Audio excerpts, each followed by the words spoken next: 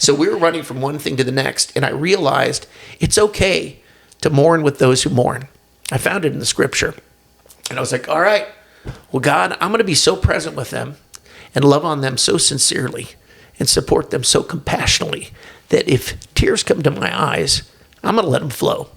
And they're going to know that I'm with them fully and wholly. So probably for 25 years that I was a chaplain, I cried a lot.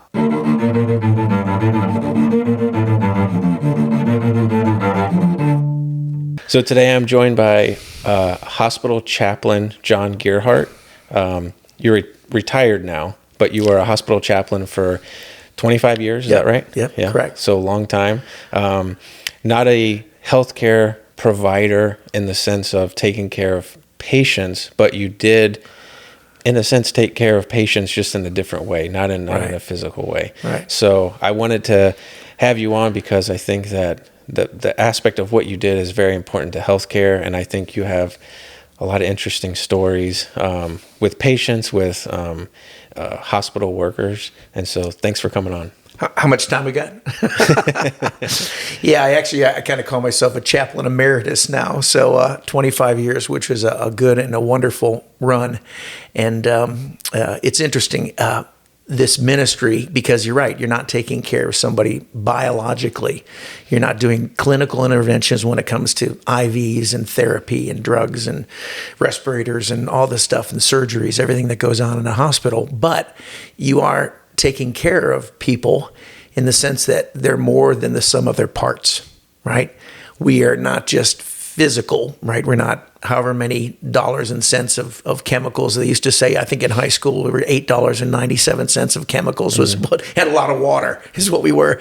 But we're more than the sum of our parts because we have emotions, we have feelings, we have spiritual beliefs and convictions. And when we're in places where everything's alien, in the hospital for us is not alien because it was like family and we're always there. You're taking care of patients and families. But for the average person who comes in, it's a shocking and it's a scary place with a whole different language. We speak medicalese, right? And things go over people's heads and they're concerned about what their outcomes are going to be and how they're going to get through this.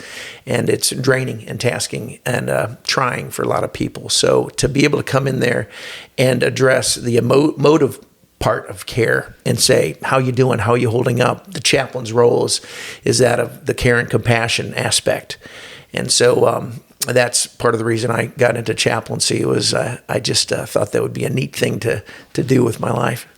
So you went to, what kind of schooling did you go to? So I first went to Florida State, and I got a Bachelor of Science in Communications and 3 minors, Psychology, Religion, and Theater, all of which kind of helped towards what I ended up becoming. And I was going to follow my dad in business, which he was very successful, and they just opened up a new school of association management there at Florida State. But I'd given my life to Christ as a freshman, and I had a real change in my heart, in my life, and my desires of what to do with my life. And I decided that I would go into ministry. I didn't know where, I didn't know what, and I just kind of prayed and said, God, if you want to use me anywhere, in any way, you direct me. And it's interesting, Proverbs 16:9 says, the mind of a man plans his way, but the Lord directs his steps. And I kind of look back over my life and I see how God ended up directing me into hospital chaplaincy. At one point, I thought I was going to be a military chaplain. I had a 5-year commit, signed in blood as a second lieutenant with the 82nd Airborne. I was a month from going to boot camp. And Major Welch called me up and he said, we got this new president, the governor from Arkansas, who just took over and he axed a whole bunch of military money and we're going to have to get you on next year. You're freed up from your commission. And I went home and my wife said, are you okay? Did you wreck the car? Because she reads me like a book. And I said, no, I lost my commission. I want to have to go in next week and re-up. And she said, I was praying God would close that door. I think he has something different for you. And not so only you were going to have to go through boot camp. Oh yeah, the whole deal. It was a month from boot camp. Yeah, and she said, I married you because I love you, and I think God's got something different where you can be home every night. And she said, I see you in the hospital. I said, no, really? And she said, yeah. And it's funny, the hospital called about 2 weeks later, and I had talked to them. But I was pastor in a little church. I did that for 3.5 years and managing the YMCA on the side. And I let them know I was available, but they didn't have any chaplains, and they said, "Hey, we'd like you to come out and do 10 hours a week." And I said, "Be happy to do that." I had my MDiv, and then actually, to be a chaplain, you usually have to have an undergrad, like I did from Florida State. You usually have to have an MDiv, which is a 3-year Master of Divinity degree, which I started at Dallas Theological and finished at Southwestern Baptist Theological. And then you've got to do a 1-year internship, like a residency, as a chaplain, which I did in Terrell State Psychiatric Hospital. Luckily, they let me out after a year. but I'd gone through all that. And so to have an opportunity to do some ministry in the hospital, even though it wasn't my plan, I said, great, love to do it. 10 hours became 20 because they saw how valuable it was. 20 hours became 40. They said, we need you full time. And I ended up becoming chaplain coordinator for the Baylor system of 2 hospitals, Waxahachie and Ennis, and able to bring on more staff for that. Why did they increase your hours? What was the need? It's the tangible of the intangible. We're not billing, but there'd be crises and a patient complaint and upset family. They'd say, hey, can you go in and spend time with that family? And then after listening to them, being with them, helping them to get their questions answered, everybody's resolved. They're not going to throw a lawsuit. And the CEO goes, man, good job, chaplain. I go, well, I wasn't trying to talk about a lawsuit, but they're upset and they needed somebody to listen to them. Mm-hmm.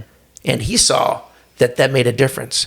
Or in intensive care, when you've got a family that's got a loved one just on the brink and they just need to talk through because they're looking at having to discontinue life support.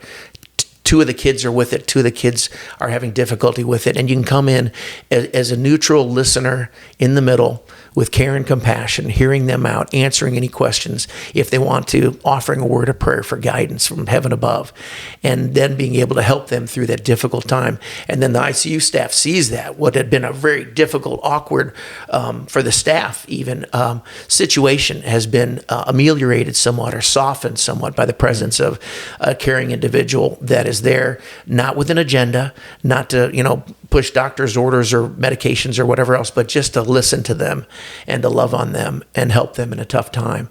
And that has intangible but tangible results in the fact that when people feel loved and cared for, it's easier for them to take a deep breath.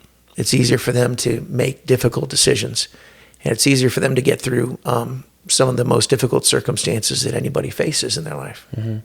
I think that's something that healthcare workers in general have less time to do, is to sometimes patients or families even, they just want to vent. They just want to feel like they're heard. And I mean, I know nurses, CNAs, doctors, it's a time thing. Sure. They don't have, it sounds sad that they don't have the time to listen to the patient, but they're being pulled in so many different directions that I feel like it's getting less and less, even from when I started in healthcare. Mm-hmm. It seemed like you had a little bit more time to listen to people. I talked to an Amazon delivery driver the other day, and they're always moving. And I said, how much time do they give you for a drop-off? He said, believe it or not, it's like 1 second. I'm like, you can't get out of the truck in 1 second. He goes, I know. I got to go. So they're running.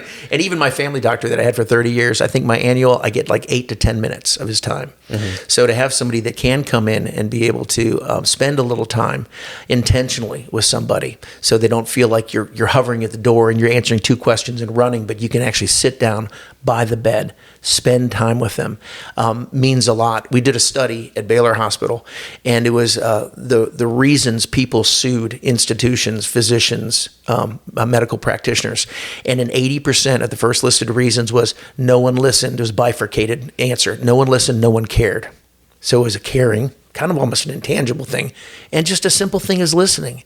And 80% of the lawsuits were like, they don't even care. I'm suing.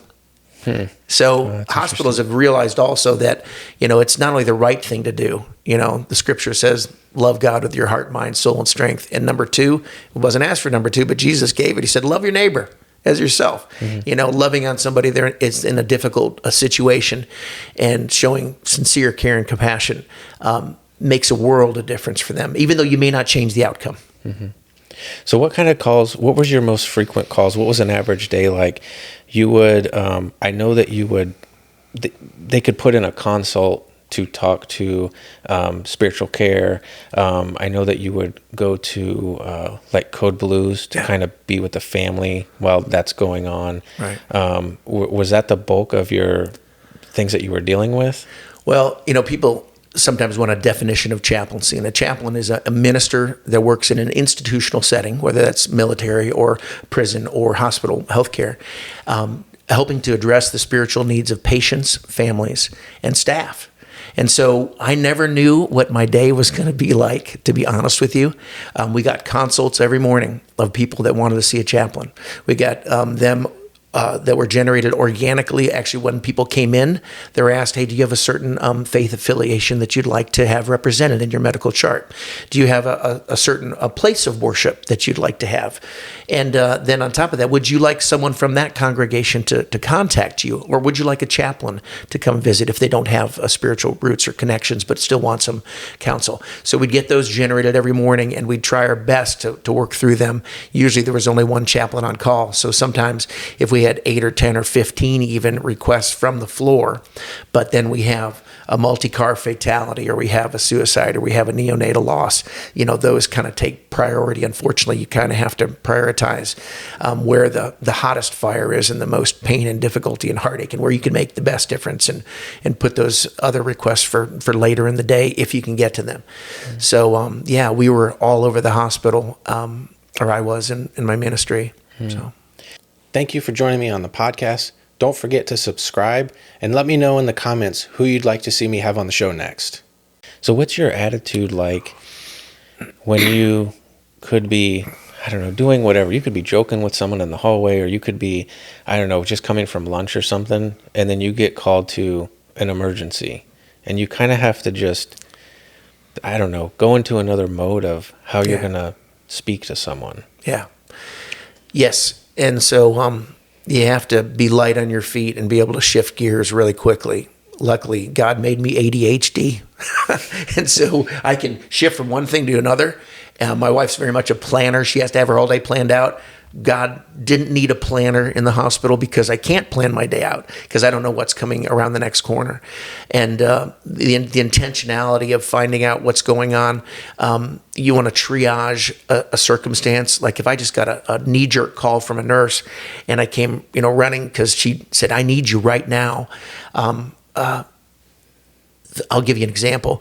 There was a gal that got diagnosed. She was 28, got diagnosed with bilateral breast masses, and it ended up she had stage 4 cancer all through her. She's engaged to be married, and the nurse just knee-jerk reaction. Hey, man, they're crying. I just need you to go in there, and I got the background from her about the situation, but she didn't tell me anything spiritual or anything, and she didn't even ask if they'd like a chaplain.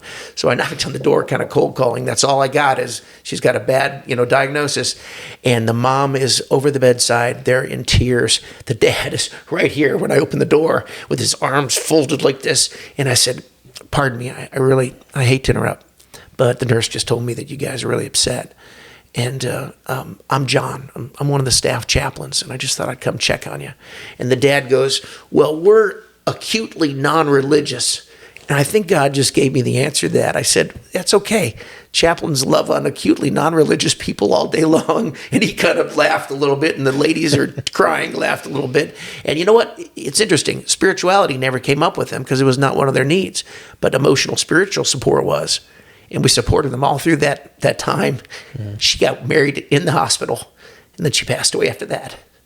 But did you do that? I did not. No. I was off, but another chaplain did. Mm-hmm. But made a difference for the family. Even though, interesting, faith wasn't an issue there, but they were human. Mm-hmm. And they needed people to be with them, listen to them, love on them, and help them get through it. Mm-hmm. So we never know exactly what's going on, but as best we can, we try to triage the situation to understand what we're facing before we get there. And then you want to be in the moment with them. So there are times that you don't want to read the situation wrong, and I've done that. Mm-hmm. So I had ICU call me, and they said, "Look, this lady's husband died, and she's catatonic. She's gripping the rail. She won't move. She won't look at anybody or talk to anybody. I need you to come in here. We need a chaplain now." So I came in, and I said, "Hi, I'm John, one of the chaplains.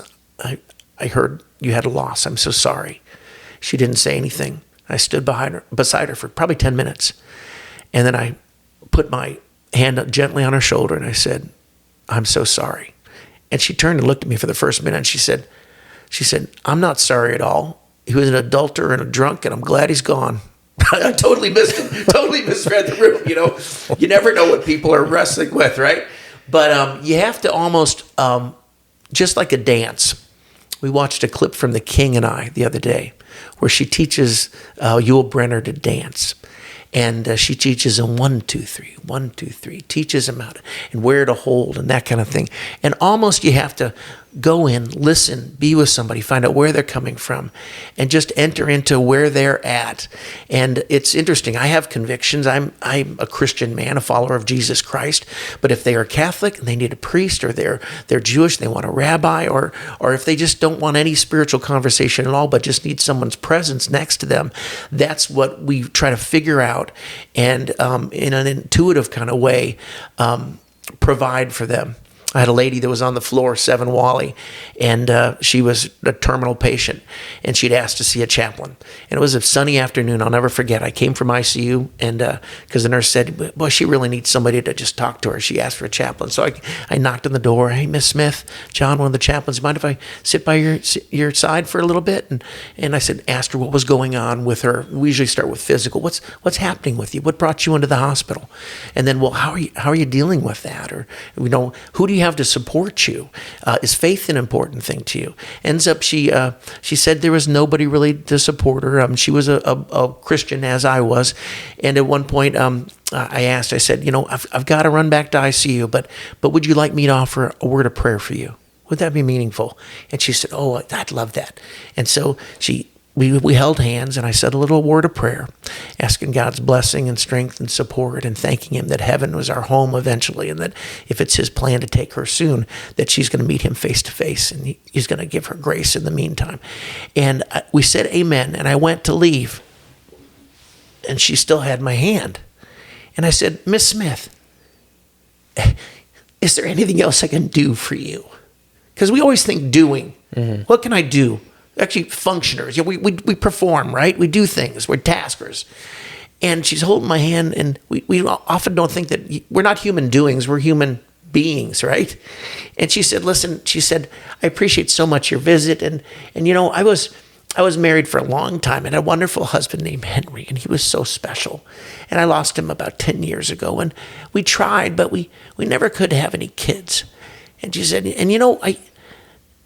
I really have no one. And I was just wondering if it's not too much of trouble, if you could just sit here with me for a little bit and hold my hand. And I said, oh, I would love to. And she was on some heavy medication. I probably sat with her for half an hour, mm-hmm. and she dozed off eventually. And I slipped away to ICU, but I just thought how important it is. Some people just need somebody to be there. Mm-hmm. Nothing special, nothing big, but they just need care and compassion. And so we did a lot of that. And I cried a lot, like I'm crying now. It's funny, the first week I was a chaplain, I thought, I got to be strong for these people, right? And I thought, I can't do this. This is too hard. It's gut-wrenching. We run from one horrible thing to the next. I remember my wife, when I came home one day, was complaining about the dusty baseboards. And I said, honey, we had a couple in ICU, and he was terminal, and he was communicative, and they kissed and said goodbye, and we disconnected the ventilator, and he passed away. I had a 5-year-old ejected through a front windshield, and he's hanging on to life in ICU. And we had a full-term baby boy. They've been trying for 5 years, and we're at a birthing center without a fetal heart tone monitor, and they didn't realize there was a triple cord strangulation. And by the time we got him to the hospital, he died. I said, that was before lunch. Mm-hmm. And she said, I'm never complaining about the baseboards again. So we were running from one thing to the next, and I realized it's okay to mourn with those who mourn. I found it in the scripture. And I was like, all right, well, God, I'm going to be so present with them and love on them so sincerely and support them so compassionately that if tears come to my eyes, I'm going to let them flow. And they're going to know that I'm with them fully and wholly. So probably for 25 years that I was a chaplain, I cried a lot with people. But I think it was also catharsis too. It helped me not bottle it in. And I think chaplains need to be very aware of self-care. I tried really hard to eat right, exercise, play hard and pray hard were one of my mottos when I was outside of the hospital. Have a sincere faith in God, but also relax and have fun and enjoy life, because we'd see in too concentrated of a way in the hospital how short life is and how much pain and heartache there is. And then on top of that, the chaplains are running from the most painful events in the county, all concentrated in one day, in one shift, from thing to thing to thing. So it's important for the chaplains to have self-care, but it's also important to have compassionate chaplains. And when we would get a dud of a doctor in ICU and the nurses were complaining, and I'd kind of joke along with them and just say, hey, you know what they call a doctor who graduates in the bottom of his medical school, right? Doctor. And the same thing, there's some people that have all kinds of degrees that are chaplains that should not be chaplains for the most part. I think they get into it because it's not for the money. They get into it because they're caring, compassionate people. But we really turned around our hospital's spiritual care department by hiring professionally trained, board-certified chaplains. And we went from one chaplain who just basically organized a group of volunteers. And at that point, back in 98, out of 38 departments, spiritual care was the lowest ranked department by its peers. They hired a full-time professional chaplain and then myself, and the director and I turned it around in a year and a half. And then for as long as I can remember, out of what ended up being like 45 departments, we were number one or number two, just because we came when they needed, they knew would be appropriate. And we not only supported the patients and families, but we supported the staff. Man, we'll hang out after a code. Dude, that was intense. So you had staff coming to you, would they ever call you just for personal things, like the staff, or just after a code, or and you would talk to them? Sometimes I'd spend a quarter of my days with staff. So, hey, Chaplain John, can I bounce something off you? Man, Chaplain John, I need you to pray for me about this. Or after a code or something that was too close to home, or a loss of a kid, that was always hard. And then there's a mom that has the same age daughter as the one who got beaten and died in the ER.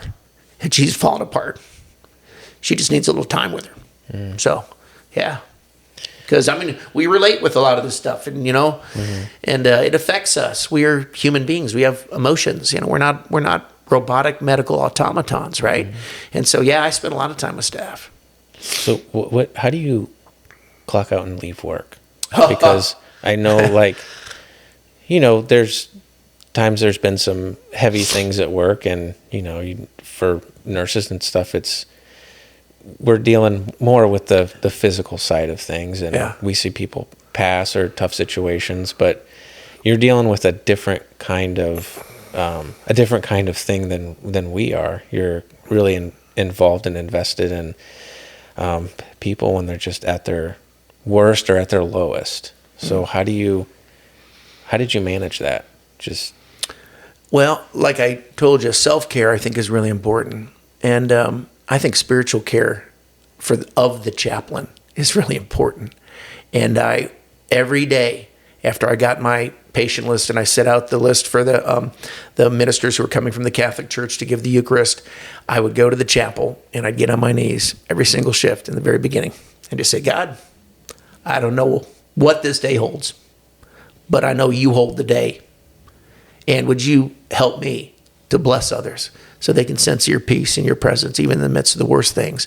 And I just put it in God's hands. After the shift, we took intentional time to make sure that we would just have, because after I was on either 48 or 58 hours straight, and then we'd be on call that whole time. So you could get called back to the hospital 3 times in a night. Eventually got a sleep room there because it was just too draining to drive back and forth. But that next day after those, like if somebody works 312s, you know how fried they are? That was pretty much a down day. Just get your feet under you, just kind of rehab. There are times that I would leave the hospital after, really intense days that I felt like someone had taken 80 grit sandpaper and scraped my whole body up and down because I was just so raw from all the human emotion and heartache and tragedy. And what I did spiritually, spiritual care for me, is I would take that, and the scripture says, casting all our cares upon him, because he cares for us. I not only tell patients and staff and families to do that, but I do that myself. Say, Lord, this was way too much for me today. Here, you take it and help me to be good and on for the next people. Not on in the sense of it's a production or a play or a drama or a fakery, but on as in, I am with you in the moment, and what can we do for you? How can we be here for you? What do you need? How can we get you through this in a sincere and compassionate way? Mm-hmm. I know that you spend a lot of your time teaching nurses and just like during orientation. Loved it. Throughout the year, you would teach people how to communicate with the patients and the family. What were you trying to get them to understand, or what was your goal in those classes that you ran? So when we first tried for our first magnet nursing designation, I took the task of trying to get nurses into our hospital that had care and compassion, that really walked the talk. You weren't just, perfunctory and good medically, but also were the whole package, And so we even had a phrase: we want to get the right people on the bus, the right people in the right seats on the bus, because different people do different things better than others, and the wrong people off the bus. And we actually fired some practitioners that were just so hard-headed or so cold that they just didn't fit the new narrative. And I went out and in 3 different nursing schools for 10 years pro bono. In third quarter, I do a 2-hour care and compassion class on spiritual emotional support. And really just to try to get, even though I didn't do it openly, the ones who were really carrying it, really jibed with them to come our way and to fill our halls and to be able to minister to our patients. And then later, I quit trying to save the world, and I just started doing it every 2 weeks, 2 hours in the 2-day orientation we had for all clinical staff. And it was awesome. It was always the most highly ranked, just because it's important, and people are doing all this perfunctory stuff, and all of a sudden they're reminded about, this is why I'm doing it, because we want to be compassionate. We need to come across caring. And when we do that, you treat a disease, you win, you lose. You treat a patient, no matter what the outcome, you win. Mm-hmm. And that was from Patch Adams. I'd show clips of Patch Adams in class. We had several different things that we were rolling out with the hospital to try to get people to come off more compassionate. One was every patient, every time was called Aid It. Acknowledge them. And acknowledge them by name. Hi, Mrs. Smith. The sweetest sound anybody ever hears is the sound of their own Marcos name, right? So acknowledge them, introduce yourself, and then duration, how much time we're going to take, explanation of how it's going to go, and thank them. Every patient, every time. So they're not in the dark in this place where it's scary, they don't know what's going to happen next, but they're informed.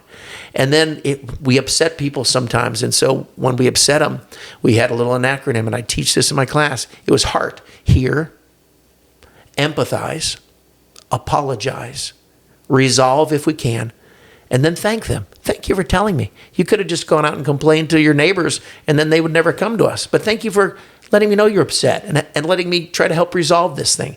And then the other thing, which was one I came up with on just feeling more emotionally connected and compassionate, was called PAT. And I tell them to pat their patients, not like I'm patting this frog on the head, but P-A-T, proximity. If you have an opportunity to stop at the door and just say, hey, Mrs. Smith, you doing okay?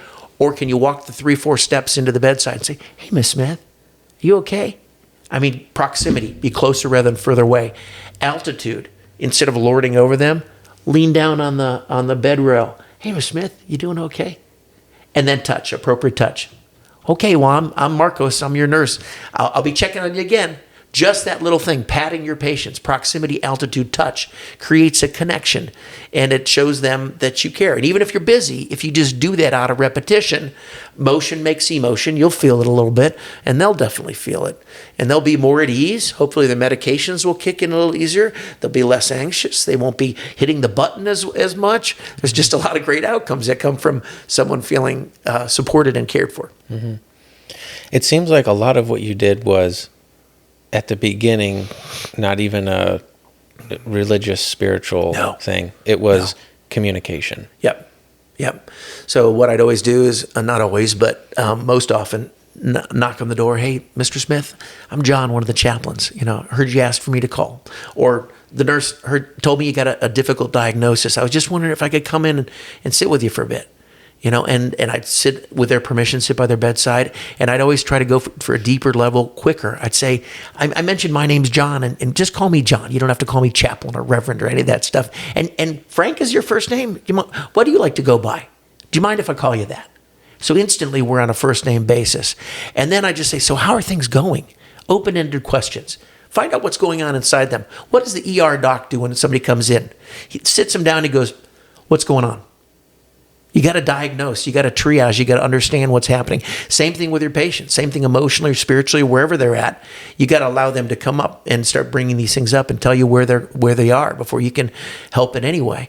And so, they'd oftentimes start talking about the physical, like we mentioned, about questions they might have, and maybe you can help clarify that because we know a lot of the nomenclature or whatever, or we can get the physician or nurse to clarify what the questions are. But then we'll say, hey, how are you holding up with all this? This is pretty intense. You're going to lose a leg? My goodness, I can't even imagine that. I mean, how are you coping with that? And they may, talk about what their fears and whatever else. And I mean, as simple as one guy just didn't know if he was going to be able to have a prosthetic and didn't want to lose the joint. And then so I said, oh man, I just saw this most incredible articulating one they had the other day. There's a guy walking on it, and you want me to get them to come in and talk to you about what they offer? And that'd be great.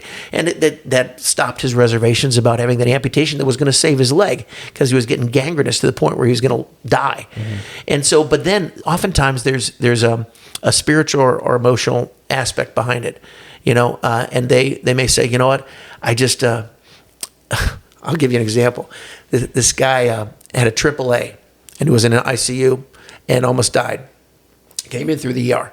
And when he got to the floor and off the vent, he called for a chaplain. Rough as nails, ex-motorcycle cop from New York.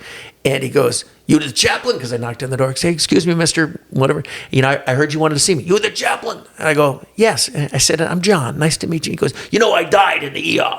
I go, well, I heard you had a AAA. And he goes, well, that thing exploded and I was gone. I was dead. I tell you, they had no heartbeat, no nothing. And I was going to, and I saw Jesus. And I go, really? What was that like for you? He goes, he went like this. And I said, how do you interpret that? He goes, I ain't right, and I got to get right. You got to tell me how. So he was Catholic background. I'm Protestant, but we share the same Christian faith. We were able to talk about grace and forgiveness, what Christ did, and how you receive that. And it's kind of interesting. I saw him a couple years later, and he remembered me right off the bat. And he said, man, thanks so much for praying with me. But he had a deeper spiritual issue because of his close brush with death, and he wanted some spiritual things to be addressed and settled in his own heart, and wanted somebody with that kind of perspective to do that. We have psychology and we have psychiatry, but people keep forgetting pastors, priests, rabbis, imams have been doing spiritual care for millennia. I mean, modern psychology, I think 1860 is when it started. And though they do a lot of good things and helping people address emotional, issues, they kind of draw the line at spiritual. They really don't get into the spiritual conversation, but a good chaplain can provide the holistic perspective of addressing what you're wrestling with and then how your faith can help you. And if you need an imam, we'll get one for you. If you need a rabbi, we'll get one for you. So we usually staff for the bulk of what the populace is. And that way we can do as much as we can hands-on before we refer out. But it's wonderful. Our faith communities are so good at supporting their people who are in the hospital and coming when they're needed. So impossible to staff for everything. Mm-hmm. And especially when needs might be more minuscule in an area. But so we try to staff for the most effect. So have you ever been in a patient in the hospital? Yes. What was that like? What was your perspective of being a patient just in the hospital? Well, I was disappointed in the sense that I had done all these years we had on training to get people to do AID, acknowledge, introduce, duration, how long this procedure is going to take, explanation, exactly what's going to happen, to thank you. And man, everybody dropped the ball on it. I didn't know who they were coming in. I didn't know what they were going to do. I mean, people were not connecting. Because you went to the hospital where you worked. Yes, I did. Okay. I was so disappointed. I was like, come on, guys. I mean, you're not leaving people in the dark. And when they're in the dark, you ever been to a haunted house?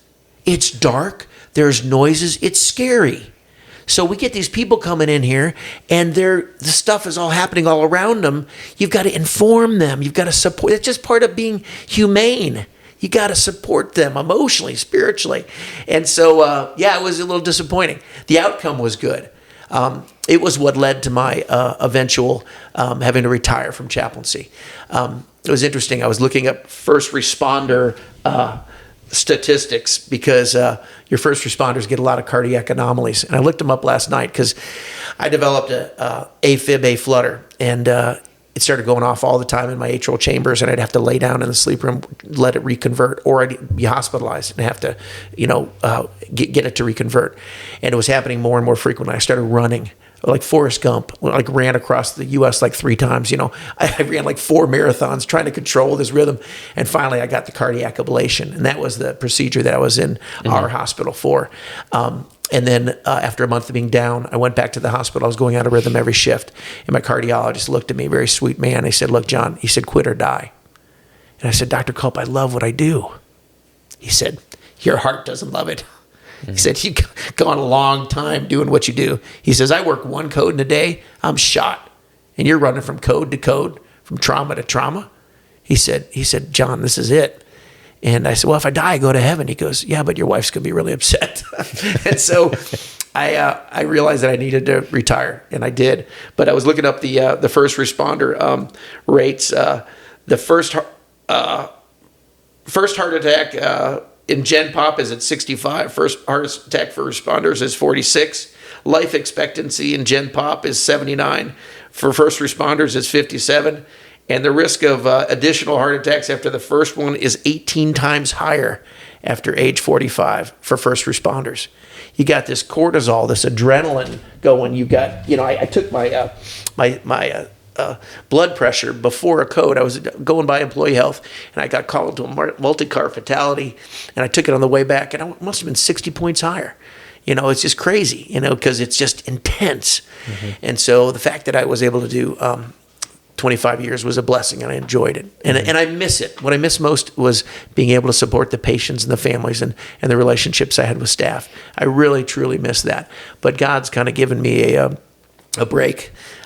So I worked doctor's hours, but I made chaplain's pay, so I had to do something when I retired. So I went back to school, and I got my captain's license, and I do dolphins and sunsets now. I went from crying and dying to dolphins and sunsets. So the Lord's helping me to help people make wonderful memories and good times after 25 years of helping them endure the most difficult times. And so it's a wonderful balance. My cardiac health is phenomenal. Past 6-7 years, I've been fantastic.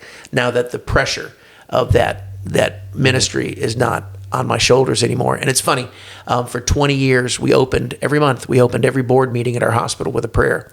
And I had the privilege of doing that and leading the hospital board into depending on God and asking for wisdom and insight to guide our great institution. And it is a fantastic institution that I had the privilege of working for. And it was interesting, the very last one I did, they had some award thing to give me, and they wanted me to say a couple words, and I wasn't ready for that because I had a couple of people that were close to leaving this earthly life in ICU, and I needed to run back there. And I said, well, I wasn't planning on saying anything, but I just want to thank you because it's been a weighty privilege.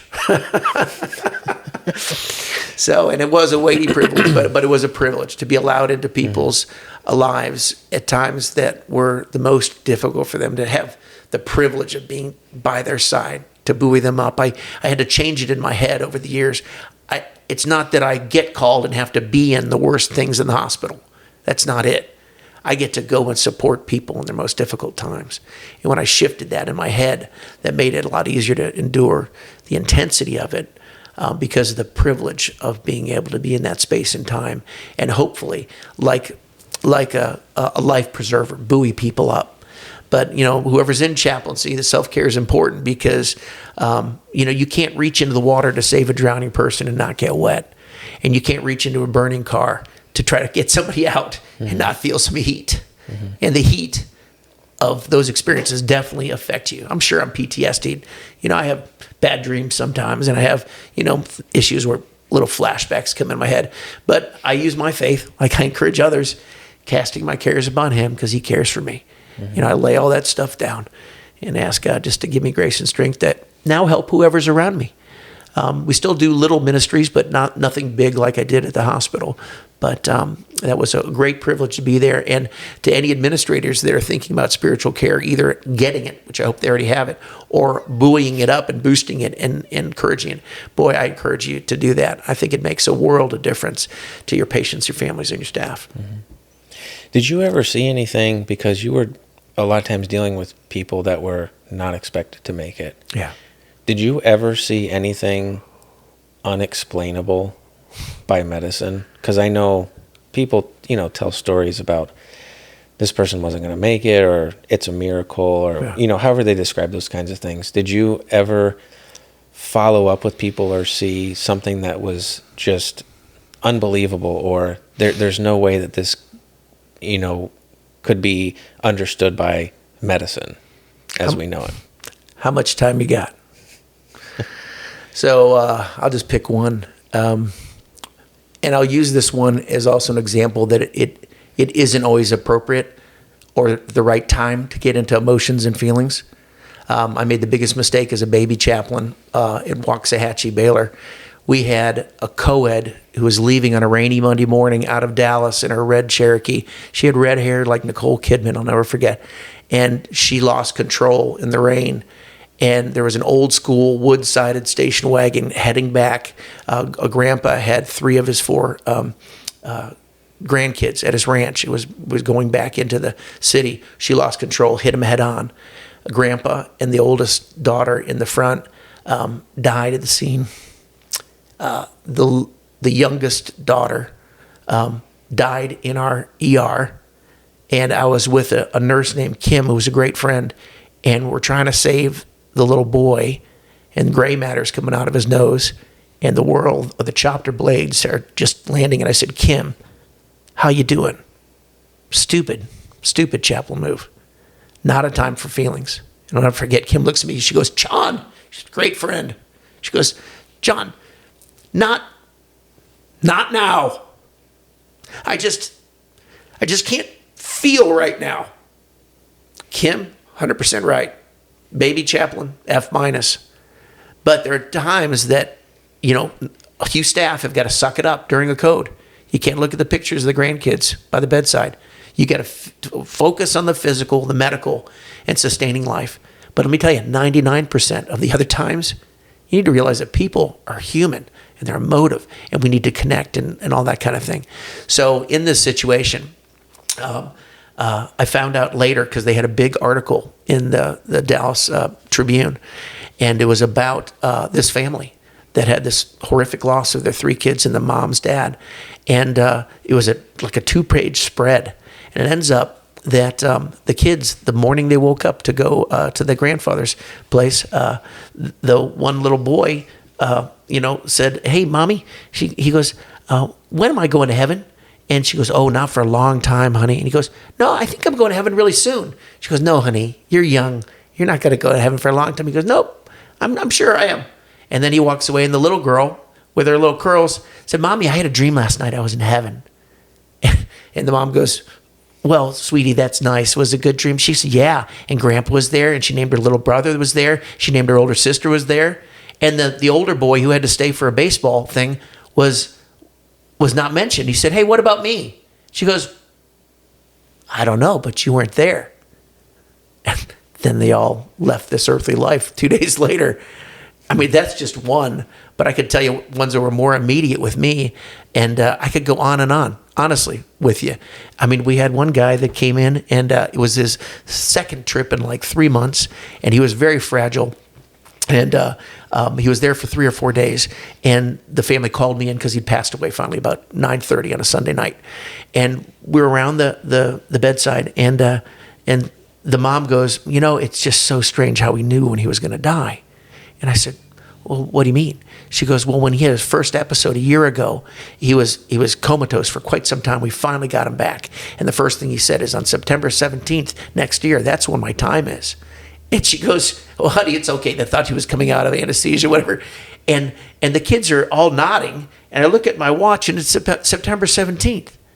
And I said, well, did any of you tell him what the date was? And they're like, no, we didn't tell him what the date was. I said, how long has he been incognizant? Oh, at least 4 days. But this guy, like a year before, said that God had told him when he was going to die and it wasn't his time. I could go on and on.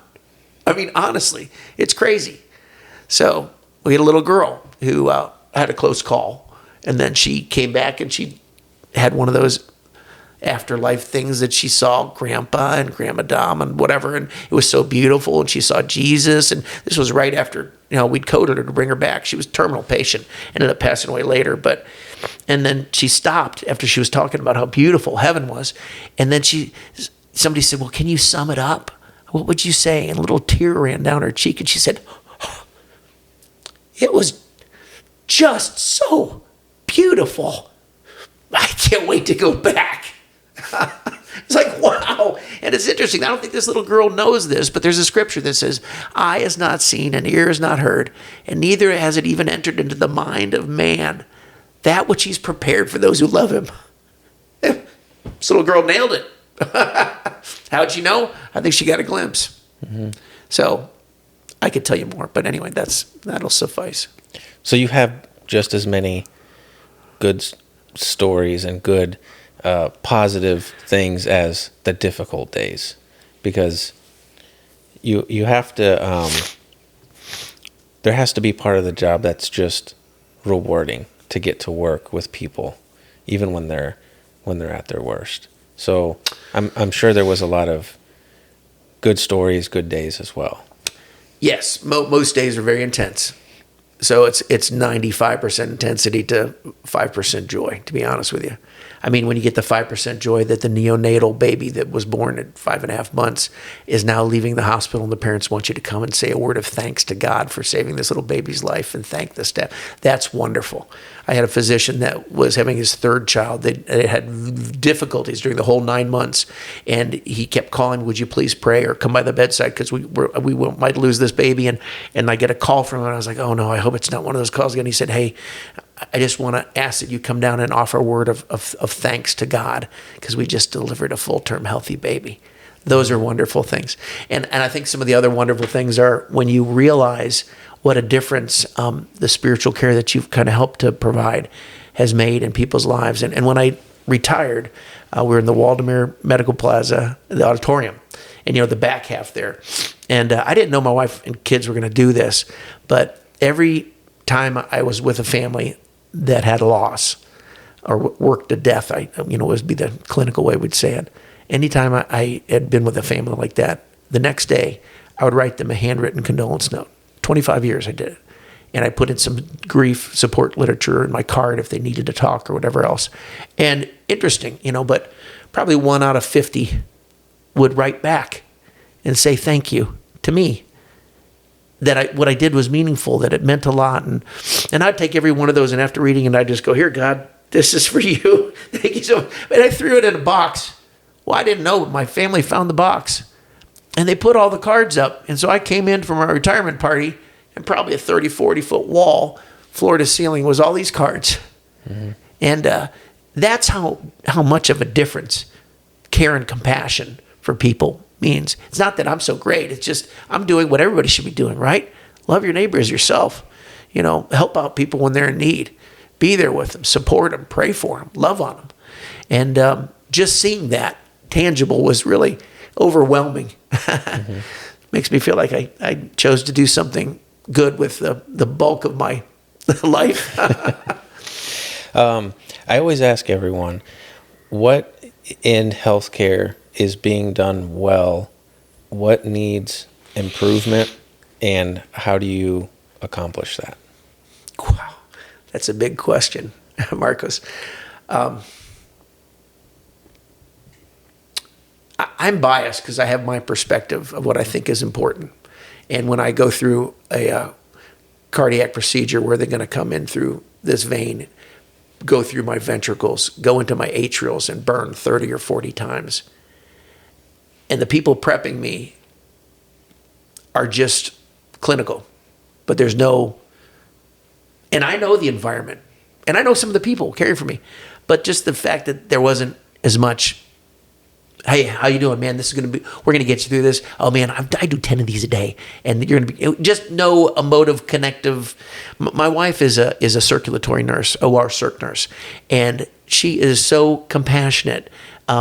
She just told me, she worked 2 days ago, that this man was very nervous, and she was getting ready to take him in, and she has opportunity to sit with him before, then wheel him in before she stays outside the sterile field for the entire procedure. And right before they're getting ready to roll, he said he reached out with his hand, and so she took his hand, and he said, I want to let you know something. I trust you. Because she connected with him. And he needs to know that he can trust these people, because he's going to be knocked out in a minute and cut open. And it's important that he feels that. So I would say, to answer your question, focus on training your staff. It's as simple as aid it, heart, and pat, right? And teach all your employees coming in. Don't stand at the door, knock, take the extra steps in. Don't lord over them, lean up. If you get 2 seconds, sit by their side. Dr. Jonathan Fong, one of our greatest cardiologists, I saw one of his patients post-op, and I was sitting with his patient. He goes, I got to tell you something. Dr. Fong, the first time I met him, sat by my side and answered every question I had for 45 minutes. And he said, and I know he's a busy man. And I said, man, he's a busy man, but he's a busy man with a heart of compassion. And we've got a lot of physicians like that that'll offer to pray with their patients before a procedure or whatever else. But they're not just clinical, medical, we're taking care of biology, but you're a person, and we want to take care of you too. And so I would say that's the emphasis that needs to be encouraged in modern healthcare, because we lose it sometimes. We got Da Vinci robots operating on people, but they can't hold anybody's hand. Mm-hmm. So it's that making a connection with those that you're caring for. If you were giving advice to a healthcare provider or a facility, it's just emphasize making a connection with the patients. You have little kids, Marco, right? And your kids sometimes just need a connection with daddy. And whether it's getting ready to cross a busy street and they reach up and hold your hand, or if it's in the middle of a movie that's got a little bit of a scary part, reach over and hold your hand. And honestly, we need to hold people's hands to comfort them in difficult times and remind them that there's a God, a Heavenly Father, that'll hold their hand too, that even when you leave the room, He'll still hold their hand. That makes all the difference in the world, I think. So spiritual emotional care, I'm obviously well sold on it, because we're more than the sum of our parts, like we spoke about earlier. Yeah. Anything we haven't talked about yet that you want to bring up? Oh, we could go on for hours, but I would just encourage people to think about the importance. The chaplains can't do it all. Mm-hmm. And even the best chaplain can't do it all. I'm not Jesus, never was and never will be. I'm no one's Messiah. And I will be there 100% of the time. But we have staff that are there 100% of the time. They're rotating in and out. Day and night, the hospital never closes. It's amazing. And if all of those staff can be sincere and compassionate and caring, man, how that changes the environment. And so we need to hire that kind of people. If you're not that kind of people, we need to train you to be that kind of people. And if you want to be a facility that can get magnet nursing status 5 times like ours did, if they're wrong people that just aren't there, show them other career opportunities somewhere else than your organization. Get people that are caring and compassionate, as well as competent and professional. Mm-hmm. And I think that makes all the difference for care. Mm-hmm. Yeah, I agree. Thank you for joining me. Thank you for coming on and sharing your experience. And I think what you did, what you still do, is very important. And I know you had a huge impact on a lot of people, a lot of patients, and a lot of staff. So thank you. I appreciate it. It was a joy. Thanks, Marcos. And if I could offer something, maybe a little strange, but I'd love to ask word of blessing upon you and those who see this. Can I? Sure, absolutely. Okay. Gracious God in heaven, I thank you for Marcos, and thank you for this podcast, and I thank you for the reminder that people are more than the sum of their parts, and that, Lord, we need to care for one another well and professionally, but also compassionately and empathetically. And Father, I pray that whoever views this would be reminded of that importance for the patients and the families and the encouragement of the staff, and also be reminded that you, our God in heaven, loves and cares for us. We ask these things in Christ's name. Amen. Thank you. Thank you, Marcos. I appreciate you.